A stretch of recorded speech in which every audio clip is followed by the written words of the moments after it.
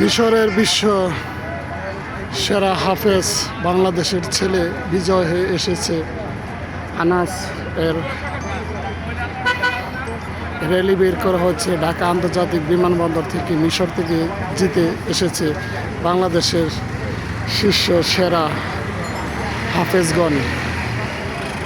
এখন আছে ঢাকা আন্তর্জাতিক বিমানবন্দর থেকে বের হয়ে ঢাকার ভিতরে ঢুকছে মিশর থেকে কোরআন হাফেজ বিজয় হয়ে।